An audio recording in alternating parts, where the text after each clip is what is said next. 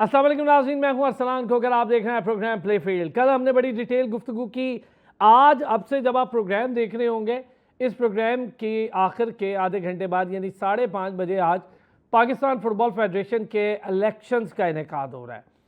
सालों के बाद कल मैंने इसीलिए डिटेल प्रोग्राम किया। मेरी कुछ 4 साल की मेहनत लगी है, अप्स एंड डाउन्स देखे, सोशल मीडिया पर तनकीद देखी, बहुत कुछ देखा, लेकिन बिल आखिर फीफा से, नॉर्मलाइजेशन कमेटी से लड़ते लड़ते हमने इलेक्शन की तरफ किसी तरह ले गए, क्योंकि पाकिस्तान फुटबॉल फेडरेशन को इलेक्शन की सबसे ज़्यादा ज़रूरत है। देखें, एडहॉक बेसिस पे बैठी हुई तमाम कमेटीज़ कोई काम नहीं जब तक कर सकती जब तक उनके पास मैंडेट ना हो, और फीफा उन्हें रूल्स के मुताबिक मैंडेट देने की मजाज नहीं है।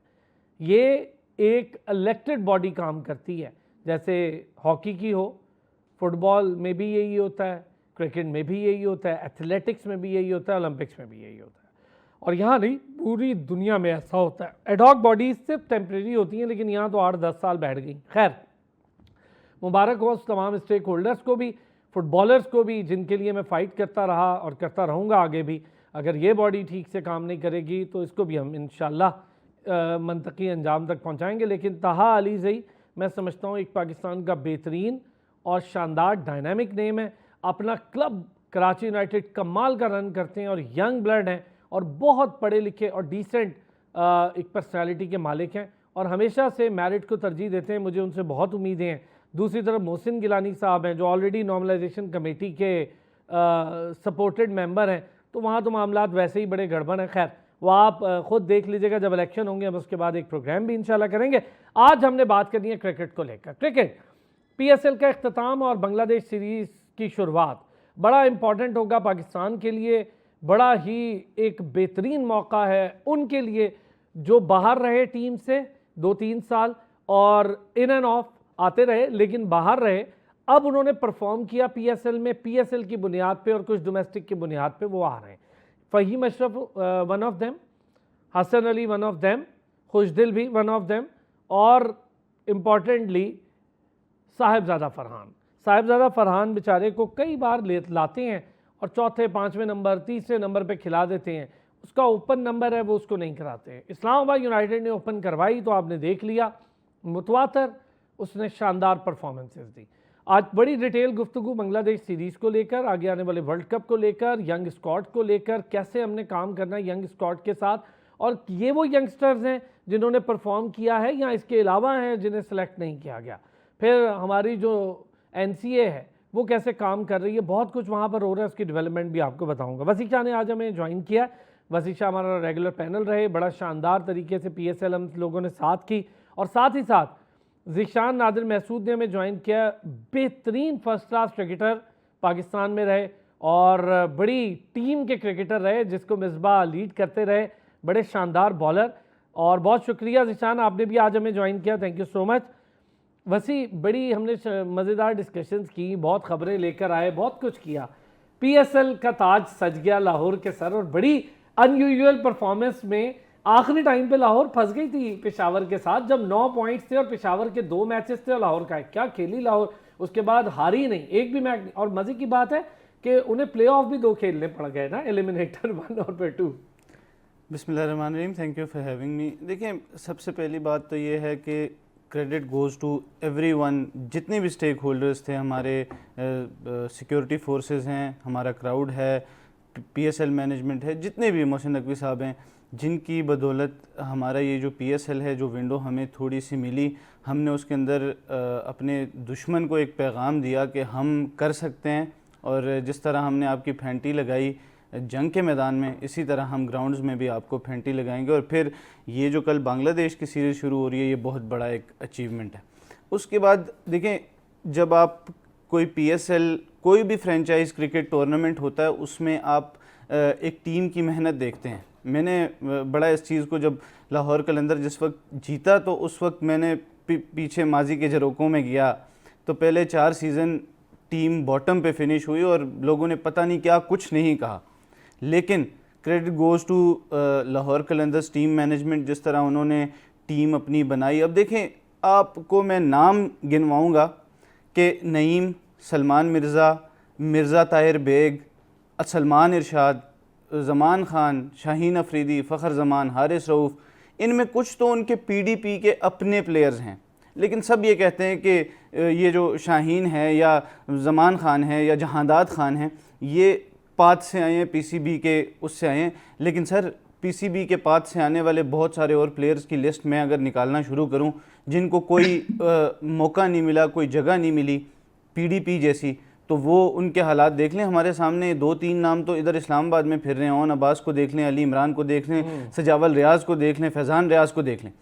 तो आप इस चीज़ तो यार उसके साथ क्या प्लेयर है, और लेफ्टी इतना खूबसूरत बैट्समैन है, उसके साथ वैसे चलें बड़ी जाती हुई बेचारे के लेकिन साथ। देखें, अगर यही प्लेयर्स होते, अब देखें ज़मान खान, जहांदाद खान, ठीक है वो अंडर 16 भी खेले, अंडर 19 भी खेले, लेकिन उन्हें एक बड़ा मौका, एक बड़ा स्टेज, टीवी वाला स्टेज लाहौर कलंदर्स नहीं दिया, और उसमें उनको क्रेडिट जाता है। और मुबारक हो मेरी तरफ से लाहौर कलंदर्स को, जिस तरह उन्होंने खेला है। और जिस तरह 2-3 मैचेस की आपने बात की, वो सर मुझे ये लगता है कि बीइंग अ क्रिकेटर मुझे खुद एक चीज़ से अंदाज़ा होता है कि जब आप टीम को लेके चल रहे होते हैं और आपका मोमेंटम बन जाता है, जिस तरह उन्होंने लाहौर ने जो पेशावर ज़ल्मी वाला मैच जीता, फिर उसके बाद कराची सामने आई, उसको पिछाड़ दिया, फिर उसके बाद इस्लामाबाद यूनाइटेड को हराया और फाइनल फंस गया था। मतलब इतना इजीली वो जीत नहीं सके, और किसी भी T20 क्रिकेट लीग के फाइनल में सबसे बड़ा चेज़ किया है इन्होंने। तो एक इनक्रेडिबल चेज़ था, और क्रेडिट गोज़ टू सिकंदर रज़ा, जिस तरह वो आए और उन पे तनकीद हो रही है कि पैसों के लिए ये वो, लेकिन देखिए ये वो लोग शायद कर रहे होंगे, मुझे लगता है जिन लोगों ने गैर ज़रूरी हमारी क्रिकेट को ख़राब करना है, मादरत के साथ, कोई डर नहीं है मुझे किसी का, गैर ज़रूरी ख़राब करना, भाई ये कमिटमेंट है।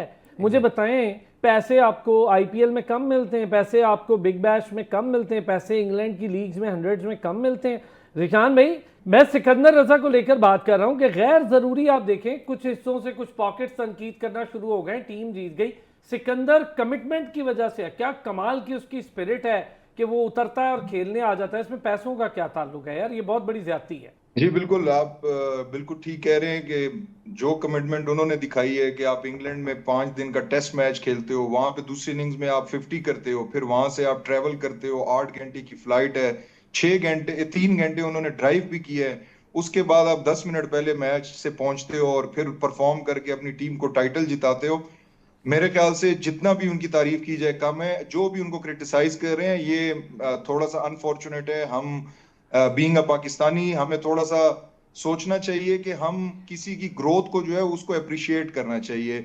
वो चाहे जिम्बाब्वे का इस वक्त प्लेयर है, वो हमारा ही पाकिस्तानी है। बहुत से ऐसे लड़के हैं जो बाहर जाके खेलते रहे हैं। उनकी कमिटमेंट को देखें, अपनी टीम के लिए, इस गेम के लिए देखें कि वो कितने कमिटेड थे।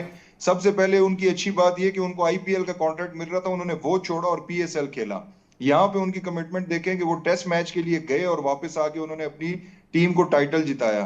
तो जितनी भी तारीफ की जाए सिकंदर रजा की वो कम है। बहुत अच्छा खेले और मेरी बेस्ट विशेज है उनके लिए। अच्छा जिशान, एक चीज, लाहौर कलंदर कैसा खेली? आपको लगता है नहीं है कि पेशावर के पास एक अच्छा मौका था, जब हम देख रहे थे कि लाहौर 9 पे स्टक हो गई थी और एक ही मैच था और पेशावर के पास 2 मैच थे, लेकिन लाहौर ने कमाल की कैप्टनसी समेत पूरी टीम जुड़ गई और कमाल की परफॉर्मेंस दी उन्होंने। जी बिल्कुल, अगर आप देखें ओवरऑल भी आप लाहौर का अगर टूर्नामेंट देखें तो उन्होंने बैटिंग बहुत अच्छी की है, सिवाय 1-2 मैचेस में जिनमें वो 150 से लो स्कोरिंग पे आउट हुए हैं। तमाम मैचों में, बाकी 7 से 8 मैचों में उन्होंने 200 प्लस स्कोर किया है। तो आप उनकी बैटिंग देखें कि शुरू से जो है वो बैटिंग में अच्छा खेलते रहे। इसी तरह उनकी बॉलिंग थोड़ी सी परफॉर्म नहीं की शुरू में, जिनमें से वो 2-3 मैच हारे। लेकिन अगर आप पेशावर को देखते हैं तो बाबर आजम के पास एक बहुत अच्छा चांस था, उनके पास 2 मैचेस थे, उनमें से वो 1 मैच भी जीतते तो वो आगे आ जाते। बहुत अनफॉर्चुनेट है पेशावर के लिए। लेकिन मैं कराची की अगर पूरी जर्नी देखूं इस पीएसएल 10 में, तो पहले 3-4 मैच उन्होंने अच्छे खेले और उसके बाद वो बिल्कुल फ्लैट हो गए। प्रॉब्लम यहां पे आती है, मैं इसको कनेक्ट करूंगा फाइनल के साथ, कि आप कराची जितने मर्जी आप बैट्समैन डालें, चाहे वार्नर हो, विंस हो या बाकी भी जो उनके साथ थे, खुशदिल हैं और काफी और भी थे, लेकिन अगर आपकी बॉलिंग स्ट्रांग नहीं है तो मैच आपको सिर्फ बॉलिंग जिताती है। यही प्रॉब्लम हुई क्वेटा के साथ। अगर आप देखें, मुझे समझ नहीं आई सऊद शकील की या उनके जो बेंच पे स्टाफ है, कि आपने फाइनल में बिल्कुल 5 बॉलर के साथ आप खेले, T20 एक ऐसी गेम है कि वहां पे आपके पास छठा सातवां एक बॉलर होना चाहिए। अच्छा, मजे की बात यह है कि सऊद शकील ने पूरे टूर्नामेंट में बॉल किए और यहाँ पे बॉलिंग नहीं की। अब खुर्रम मंजूर उनके लिए परफॉर्म करते रहे सारे टूर्नामेंट में, लास्ट मैच में उनसे नहीं हुआ। फहीम अशरफ परफॉर्म करते रहे, उनसे भी नहीं हुआ। इसका मतलब है आपके पास कोई बैक एंड पे कोई बॉलर ही नहीं था जिसको आप यूज करते। अभी उनके पास शुरू में अकील हुसैन थे, फिर वो शायद अवेलेबल नहीं थे, लेकिन अली माजिद, मुझे हैरानगी हुई कि एक मैच उनको खिलाया, बड़ा अच्छा उन्होंने नाम बहुत लिया। अच्छी परफॉर्मेंस की, 4 ओवरों में उन्होंने आई बिलीव 26 रन दे के 2 आउट किए, और उसके बाद पूरे टूर्नामेंट में आपने उनको ट्राई नहीं किया। ये बिल्कुल समझ से बाहर है। आप देखें आमिर को, अगर वो सेकंड लास्ट ओवर में बहुत ज्यादा स्कोर हो गया तो हम वहां से ब्लेम नहीं कर सकते। प्रॉब्लम वहां पे आती है कि जहां पे आपने फहीम अशरफ से 4 ओवरों में 50 स्कोर करवा दिया, आपके पास कोई ऑप्शन नहीं था। ये मैच किसी भी सूरत लाहौर नहीं जीत सकता था, क्योंकि जब आपकी बैटिंग 7वें 8वें नंबर पे आ जाती है और आपको स्कोर ज्यादा चाहिए होता है, फिर बहुत डिफिकल्ट हो जाता है। मैं आपकी लेकिन बात उन्होंने से अग्री उनके हूँ। पास अच्छा, इस पर जरा डिटेल जी बात जी भी करते हैं रिशान। मैं ना हसन नवाज को लेके आप लोगों से बात करूंगा। हसन ने खुद कहा कि मुझे नहीं पता था कि मैं मिडिल ऑर्डर का भी सही और अच्छा बैट्समैन हूँ। टॉप प्लेयर रहा बल्कि मैन ऑफ द टूर्नामेंट भी रहा। कमाल का उसने बैटिंग की है उस नंबर पे, और उस नंबर पे बैटिंग की है जिस पे पाकिस्तान को सबसे ज्यादा जरूरत है एक हार्ड हिटर की, मैच फिनिशर की, मैच टर्न करने वाले प्लेयर की। हसन एक अच्छा प्रॉस्पेक्ट साबित हो सकता है, थोड़ी सी मेहनत कर लें, उसका माइंड मैप करें। माइंड मैपिंग हमारे यहाँ नहीं होती। हमारे यहाँ पहले कह देते हैं यार तुम तो ओपनर थे, देखो ना तुम्हें कहाँ खिला रहे हैं। ये इस तरह नहीं होता भाई। जहां टीम को जरूरत है वहां खिलाएं। केएल राहुल की 4 मुख्तलिफ पोजीशंस चेंज हुई हैं, बड़ा प्लेयर है। फिर इसको छोड़ें, आप हैरान होंगे कि डेविड वार्नर डोमेस्टिक तक में अलग अलग पोजीशंस पर खेले हैं। तो आप दुनिया में बड़े बड़े प्लेयर्स का जिक्र करें, केन विलियमसन अपनी पोजीशंस को तब्दील कर लेते हैं मुख्तलिफ मौक़ों पर। तो ये बात बिल्कुल नहीं होती कि कौन कहाँ नहीं। अगर एक प्लेयर हर जगह खेल सकता है, फ़खर नहीं खेल सकता, हम मानते हैं, और फ़खर है भी ऐसा प्लेयर कि हमें उसकी ज़रूरत। लेकिन बाकी प्लेयर्स में अगर एबिलिटी है, बाबर है, रिजवान है, मुख्तलिफ प्लेयर्स पोजीशन पे खेलते हैं तो खेलें। वापस आते हैं, इस पर भी बात करते हैं। Welcome back. अच्छा वसी, यही बात, ज़रा अच्छे प्रॉस्पेक्ट सामने है। एक तो ज़रा रिजवान वो आमिर के ओवर पे थोड़ी सी बात करूँ। आमिर ने बहुत कमाल बॉलिंग की थ्रू आउट द टूर्नामेंट, लेकिन सर वहां पर आकर बस हो जाती है, आपकी सारी परफॉर्मेंस जीरो हो जाती है जहां पर क्रूशल मोमेंट और विनिंग टाइटल आपके हाथ से चला जाता है। 19वां ओवर मुझे ऐसे उसने रिमाइंड करवाया जैसे वो सुपर ओवर वर्ल्ड कप का, अगर आपको याद हो। 18 रन वहां भी दिए, 18 रन यहाँ भी दिए। सर देखें, माजरत के साथ मैं ये अल्फाज कहना चाह रहा हूँ, लेकिन अगर टीवी पे बैठे होते आमिर साहब तो क्वेटा 20 रन से ये मैच जीत जाता अगर कोई और बॉलिंग कर रहा हो। माजरत। लेकिन बात यह है कि आमिर ने 18 रन सुपर ओवर में दिए और वाइड्स करवाई, और यॉर्कर्स के चक्कर में वाइड्स करवाई। और यहाँ पे भी उन्होंने एग्जैक्टली ये किया। हम बैठे हुए थे ऑफिस में, मैच देख रहे थे, तो आई वॉज कॉन्फिडेंट, मतलब मैं नाकिद हूँ आमिर का, लेकिन आई वॉज कॉन्फिडेंट कि यार अगर 4 ओवर्स में 60 रन चाहिए तो आमिर 2 ओवर में 20 से ज़्यादा तो नहीं देगा, और ऊपर वाले 2 ओवर्स में फिर 40 नहीं बनता तो क्वेटा आराम से मैच जीत जाएगा।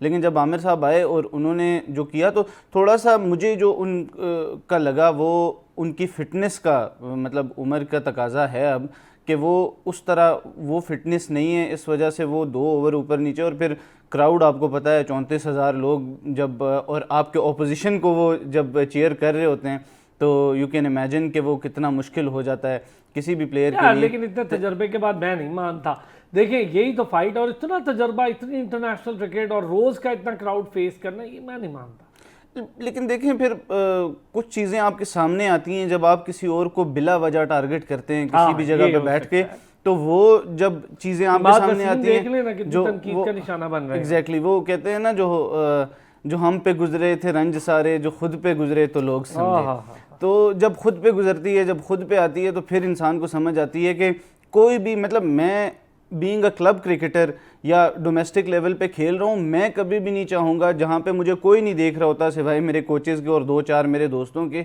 मैं नहीं चाहता कि मेरी परफॉर्मेंस बुरी हो। तो कोई भी हो, बी इट बाबर आजम, रिजवान, शाहीन अफरीदी, जो टीवी पे खेल रहा है, स्टेक्स हैं उनके ऊपर, लोगों ने इन्वेस्ट किया हुआ है, वो अगर खेलते हुए, मुझे नहीं लगता कि वो ये चाहेंगे कि हम परफॉर्मेंस अच्छी ना करें। ठीक है, फॉर्म भी होती है, कुछ चीज़ें हमें चेंज, ज़िद नहीं लगानी चाहिए।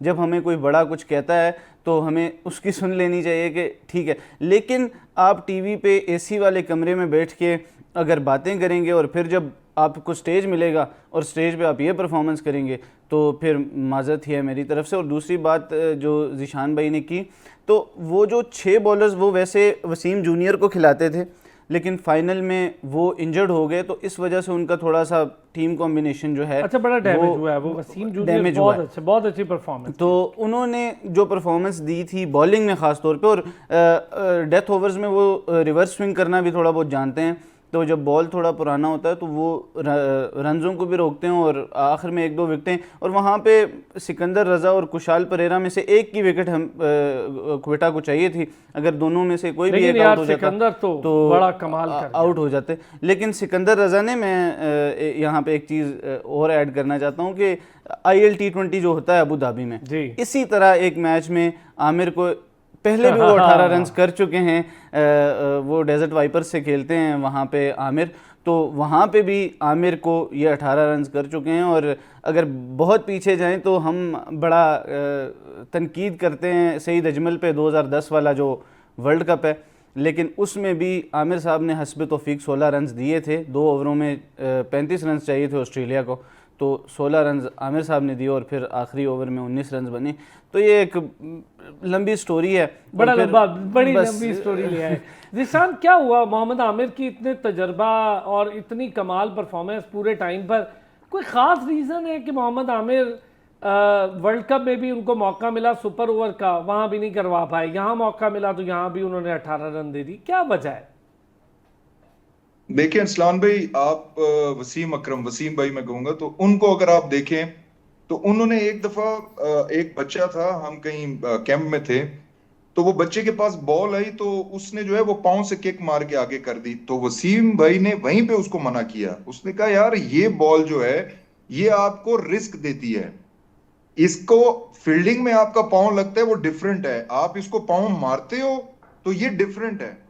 मेरा कहने का मकसद ये है कि आमिर जो है वो वैसे ही एक प्लेयर है जैसे हम सब प्लेयर हैं, कोई भी गेम से बड़ा नहीं हो सकता। जब आप अपने आप को गेम से बड़ा समझेंगे तो आप इस तरह की हरकतें करते हैं। वसी भाई ने जिनका जिनका कहा कि वो जिनको क्रिटिसाइज करते हैं, बाबर आजम को क्रिटिसाइज करते हैं, वो जो कि बहुत ही गलत है। जहां तक उनको क्रिटिसाइज करना चाहिए था वो उन्होंने किया।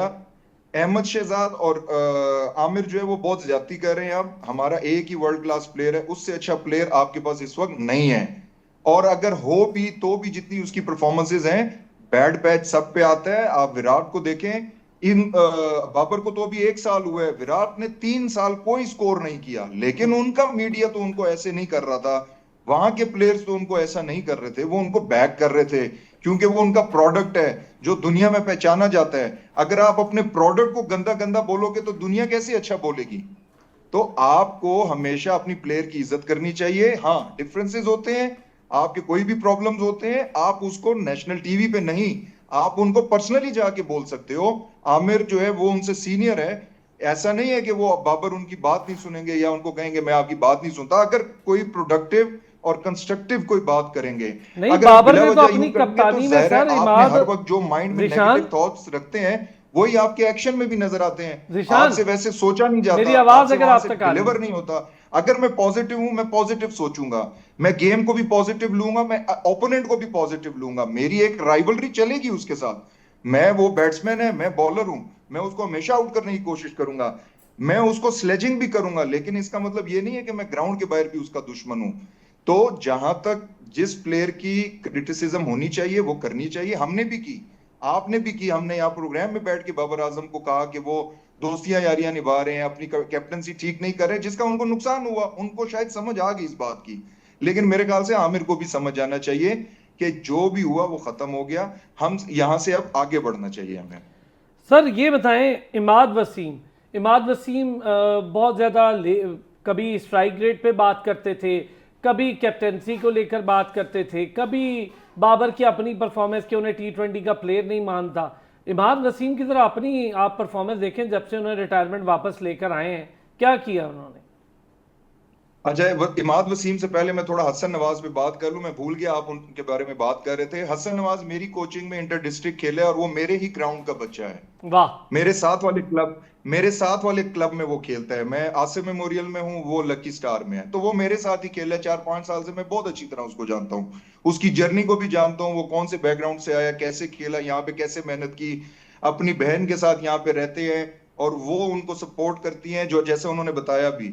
बहुत टैलेंटेड प्लेयर है, मैं उसको, मेरे लिए बेस्ट विशेस है। आपने उनकी पोजीशनिंग की बात की, उन्होंने जो न्यूजीलैंड में एक सेंचुरी की, 3-0 और 1 किया, वो सबके लिए शॉकिंग था कि आप 3-0 करते हो, फिर सेंचुरी करते हो, अगले मैच में फिर 1 पे आउट होते हो। लेकिन ये एक नर्वसनेस होती है जो कि जाहिर है अब इंटरनेशनल क्रिकेट की होती है। ये बहुत अच्छा हुआ कि उनको पीएसएल में चांस मिला और उन्होंने 4 मैचों में अपनी टीम को 3 जिताए। फाइनल चूंकि वो बॉलिंग की वजह से हुआ, तो वहां पे भी बहुत अच्छा खेले। अब बात करते हैं इमाद वसीम की। इमाद वसीम जो है वो भी इस्लामाबाद का प्लेयर है, आपको पता है, डायमंड से खेलते रहे हैं, हमारे हमेशा राइवलरी रही। बहुत अच्छा लड़का है, बहुत अच्छा प्लेयर है। थोड़ा सा प्रॉब्लम एटीट्यूड का ही है, वही एटीट्यूड प्रॉब्लम जो आमिर का है, वही एटीट्यूड प्रॉब्लम जो है वही इमाद वसीम का भी है।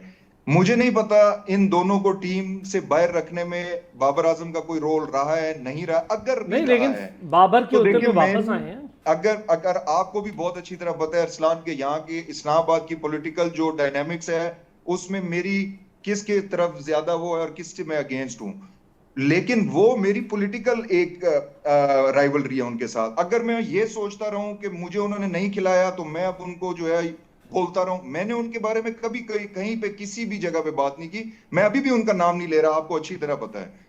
देखें, मुझे जाना है, जो समझने वाले समझ मुझे वो जाएंगे। करना है जो टीम के लिए अच्छा होगा, जो मेरे रीजन के लिए अच्छा होगा, जो मेरे यहाँ के बच्चों के लिए अच्छा होगा, मैं उसके बारे में सोचूं या मैं उस बंदे के बारे में सोचूं कि जो नेगेटिव है।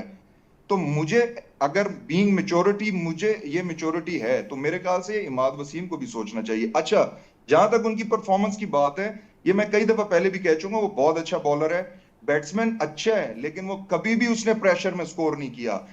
दिस इज नॉट ओनली सही है, पीएसएल, सही आप है। उनके पाकिस्तान की हिस्ट्री उठा लें, उनको कई दफा ऐसी जगह पे मौका मिला कि अगर वनडे में देखें तो 20-22 ओवर मिले, लेकिन उन्होंने कुछ नहीं किया। वहां पे वो अपना 50 करके बेशक टीम हार जाती, अपना परफॉर्मेंस करते और उसको जस्टिफाई करते। आपने बिल्कुल अच्छा पॉइंट आउट किया कि इमाद वसीम और मोहम्मद आमिर, इनका एक प्रॉब्लम मेंटली है जो कि बाबर आजम से, मेरे ख्याल से उनसे आगे जाना चाहिए। और जितनी क्रिकेट आपकी रहेगी आमिर की, 1-2 साल या जितना भी है, जितना मर्जी वो खेलना चाहे, हमें कोई प्रॉब्लम नहीं है।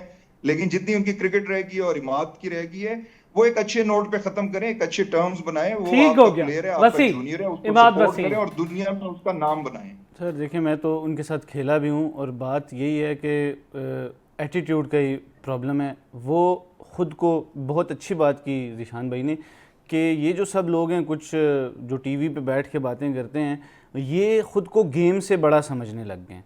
और जब आप गेम से बड़ा समझते हैं ख़ुद को, तो फिर आपको सर गेम कुछ इज्जत। तो ऐसे हैं, मैं माजरत के साथ, जिनकी परफॉर्मेंस देखूँ ना मैं ज़रा, तो मुझे बड़ी हंसी आती है यार। आपके पास जब बैट आपके हाथ में था या बॉल आपके हाथ में थी, आपने क्या ऐसा कर लिया था कि अब आप कह रहे हैं एक ऐसा प्लेयर जो 13,000 10,000 रन के तेज तरीन रिकॉर्ड हाशिम आमला को पीछे छोड़ रहा है, विराट कोहली के रिकॉर्ड तोड़े चला जा रहा है, आपने इतनी तनकीद की कि वो इतनी प्रेशर में आ गया, जिसकी टेक्निक को इंग्लैंड और अमेरिका में, यानी हार्वर्ड यूनिवर्सिटी तक में उसकी टेक्निक को पढ़ाया जा रहा था कि मोस्ट बैलेंस्ड एथलेटिक टेक्निक है उसकी किसी भी स्पोर्ट्स की, ये कहकर पढ़ाया जा रहा था। मैं नहीं कह रहा भाई, ये अखबार, टेलीविजन सब।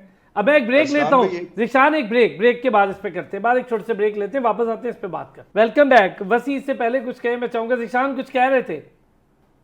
मैंने कहा कि एक इंग्लिश की कोटेशन है आजकल बड़ी मुझे बार बार आती है कि when someone doesn't try to control you, they start hitting you. सही है। जब वो आपको कंट्रोल नहीं कर सकते तो वो आपको हेट करना, नफरत करना शुरू कर देते हैं। बाबर आजम इनसे बहुत बड़ा प्लेयर है, इसमें किसी को कोई शक नहीं होना चाहिए। यही प्रॉब्लम शायद इन दोनों को है, तभी वो इनसे जो है वो नफरत तो मैं नहीं कह सकता, लेकिन जो भी वो करते हैं, तो आई बिलीव कि उनको जो है अच्छे टर्म्स पे आ जाना चाहिए। बस इतनी सी बात सर करनी थी। मैं ये चीज़ ऐड नहीं करना चाह रहा था कि फिर वो स्टैट्स पैडिंग या कुछ आपके। सर ये 2025 हो गया, 25 सालों में पिछले सेना कंट्रीज़ के खिलाफ आपकी टोटल 17 सेंचुरीज हैं, जिनमें 7 बाबर आजम की हैं। सही है, ठीक है, 19 सेंचुरियाँ बाबर आजम की 110 मैचेस में वनडे इंटरनेशनल्स में। सबसे ज़्यादा रन इस वक्त तक T20 इंटरनेशनल्स में उसके हैं। टेस्ट मैचेस में गेल का रिकॉर्ड तोड़ दिया था उसने फास्ट रन। ठीक है, T20 चलें, डोमेस्टिक को भी छोड़ दें, इंटरनेशनल में भी उसके सबसे ज़्यादा रन हैं। रोहित शर्मा, विराट कोहली, मार्टिन गप्टिल, बड़े नाम, beat everyone, he is on the top of the ladder. 100 उसने किए, 122 रन साउथ अफ्रीका में जाके 222 रन चेज किए, उसमें 122 बाबर आजम के थे। आप किस तरह, मतलब आप उसको करंट फॉर्म पे आप तनकीद का निशाना बना सकते हैं, हम भी बनाते हैं, हम भी उसे कहते हैं कि भाई जाओ काउंटी खेलो, डोमेस्टिक खेलो, जो चीज़ बेहतर होने वाली है कि बेहतर हो जाए। लेकिन आप ये नहीं कह सकते कि वो प्लेयर नहीं है, वो T20 का प्लेयर नहीं है। वो आप खुद देख लें कि आप किस पाए के प्लेयर हैं और आप किस कैलिबर के प्लेयर हैं, कि आपकी वजह से अब फिर वही बात है कि इमाद वसीम स्पिनर हैं, एक और हमारी नेशनल टीम में स्पिनर हैं, उनकी वजह से सुफियान मुकीम, मेहरान मुमताज़, अरफात मिनहास, कासिम अकरम, इस पूरे टूर्नामेंट में ये बच्चे सिर्फ 5 PSL के मैचेस खेले। ये 4 नाम जो मैंने गिनवाए गैप के साथ एक साथ नहीं खेले 5, मतलब एक बेचारे ने खेल लिया फिर एक दूसरे ने खेल लिया, ठीक है। और आपकी जो नेशनल टीम अभी बांग्लादेश सीरीज के लिए सिलेक्ट हुई हुई है, उसमें सिर्फ 2 स्पिनर्स हैं ताकि तीसरे की कोई जगह ही ना बने। वही अबरार है, वो अबरार, ठीक है, अबरार और हमारे जो दूसरे लेग स्पिनर हैं जो पूरा स्पेल ही नहीं करते, वाइस कैप्टन है ना, पूरा स्पेल ही नहीं करते।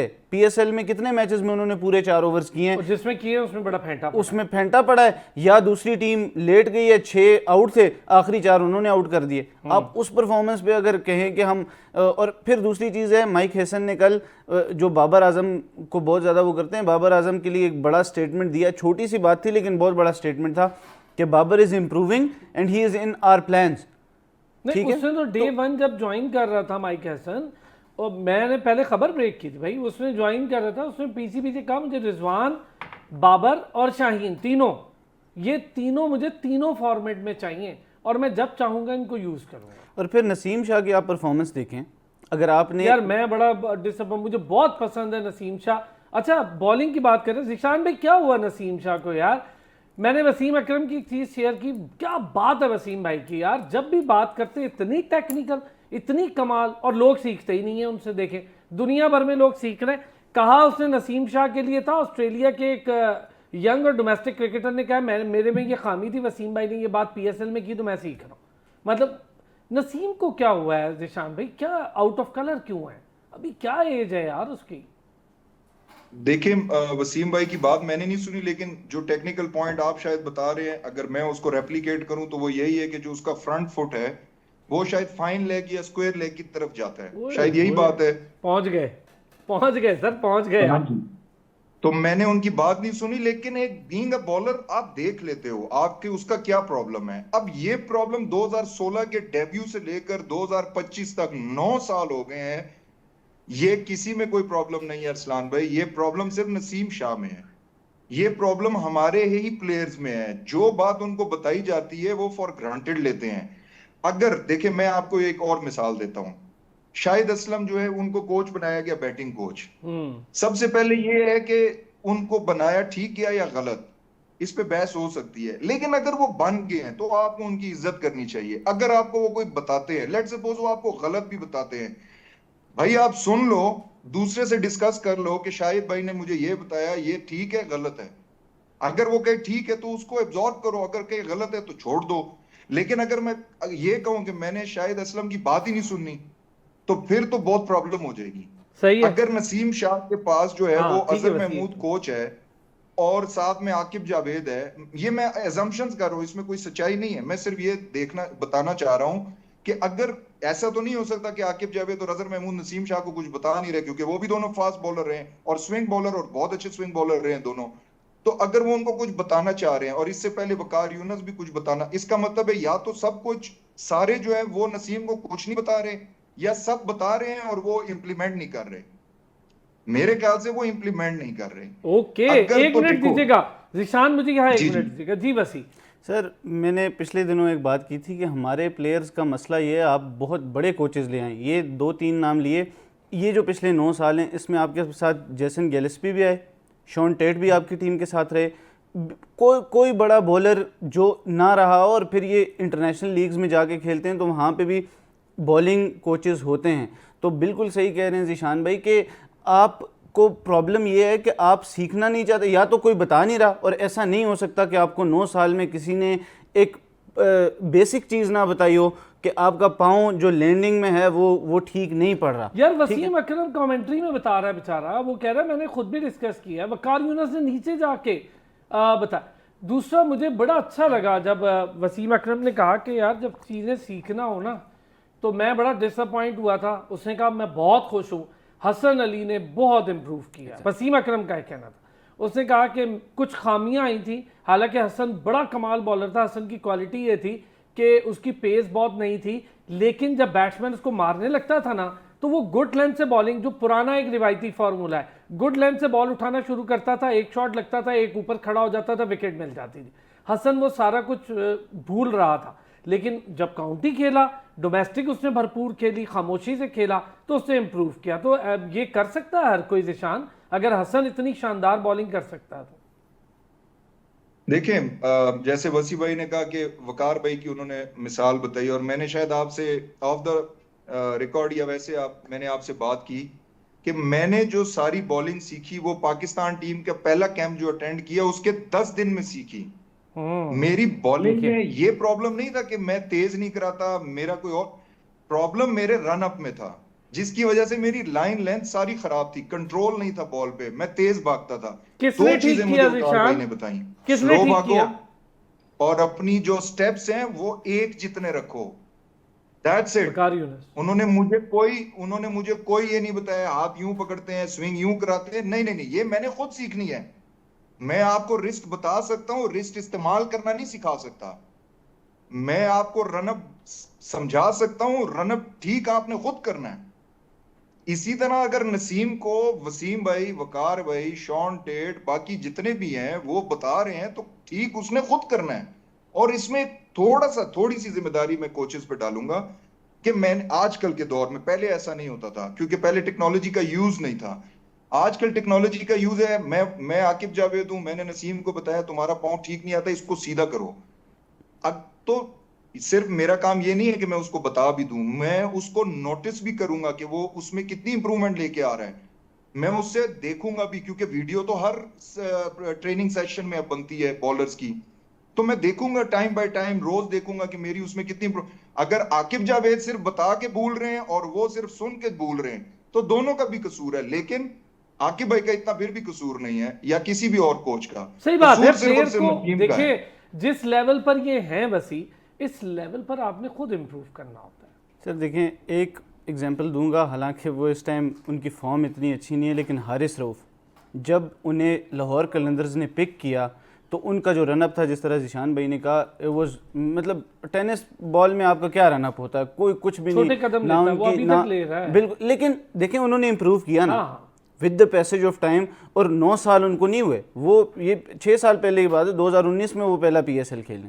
तो अगर 9 साल में सर कोचेज़ आपको बता रहे हैं और आप नहीं सुन रहे, तो फिर प्रॉब्लम्स कोचेज़ की तरफ से नहीं है, फिर आपके अपने अंदर प्रॉब्लम है। और जिस तरह ये शाहिद असलम की बात की, सर अगर आप वसीम अकरम, वकार यूनुस, इंज़मामुल हक, यूनुस खान जैसे लेजेंड की बात नहीं सुनते और आप उनसे ख़ुद को बड़ा समझते हैं, तो वो बेचारा तो कोई, मेरा हाल है, कोई फर्स्ट क्लास क्रिकेट भी नहीं खेला हुआ, तो उसकी बात कौन सुनेगा और क्या सुनेगा। लेकिन ये चीज़ है कि अगर हमें इम्प्रूव करना है तो हमें जो भी कोई सिखा रहा है, अगर कोई एक नुक्ता यहाँ पे कैमरे के पीछे खड़ा कैमरामैन भी सिखा रहा है ना, मुझे अगर फीडबैक दे रहा है और वो तनकीद बराए इस्लाह है, कि मैं इस तरह, लेकिन वो ये तो डिपेंड करता है सर आपके अपने ऊपर। इम्प्रोवाइजेशन, बाबर को हम यही कह रहे हैं ना भाई, इतना बड़ा प्लेयर है, तुझे कौन सिखाएगा, खुद जाओ ना यार, इम्प्रोवाइज कर लो, खुद देख लो, हम भी यही कह रहे हैं। अब बाबर को कम से कम कोई नहीं, मैं नहीं मानता कि उसको जाके, हाँ यूनुस खान उसको बताए, इंज़मामुल हक, मोहम्मद यूसुफ तो खैर ना ही बताएं तो बेहतर है, मोहम्मद यूसुफ बताने से ज़्यादा लड़ पड़ते हैं लोगों के साथ, तो वो ना ही। अच्छा ज़िशान भाई, एक तो बड़ी मुझे डिस्कशन आज करनी थी, लेकिन हम इतना अच्छी आज डिस्कशन कर बैठे हैं इन सारे बॉलर्स को लेके, इनकी परेशानियों को, इनके इशूज़ को, टेक्निकल बड़ी अच्छी, चूँकि आप लोग खेले हुए, वरना मैं ज़रा टीम सिलेक्शन पर करनी थी। चलें, आपसे वादा रहा, एक और प्रोग्राम करते हैं और हम टीम सिलेक्शन पर इस पर ज़रूर बात करेंगे।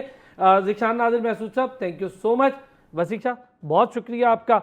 नाज़रीन, कोशिश की आज हमने, जो नसीम की बात कर रहे हैं, हम हसन अली की इम्प्रूवमेंट की बात कर रहे हैं, खुरम शहजाद की परफॉर्मेंसेस की बात कर रहे हैं, सुफियान, इन बॉलर्स, ये लैंड ऑफ पेसर्स है पाकिस्तान। हमेशा से पाकिस्तान ने बॉलिंग में खासा रखा है। पूरी दुनिया कहती थी कहाँ से लाते हो बॉलर्स, आज हम वही बॉलर्स के लिए फुकदान देख रहे हैं।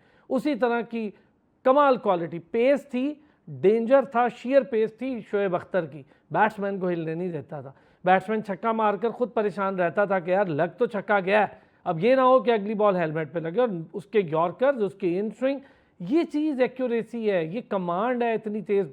क्यों ब्रेटली या शॉन टेट जैसे बॉलर्स शोएब अख्तर की कैटेगरी में नहीं आए? सबकी पेस एक जैसी थी, शोएब अख्तर की एक्यूरेसी थी। बहुत शुक्रिया नाज़रीन, कल फिर होती है आपसे मुलाकात, अपना ख्याल रखिएगा।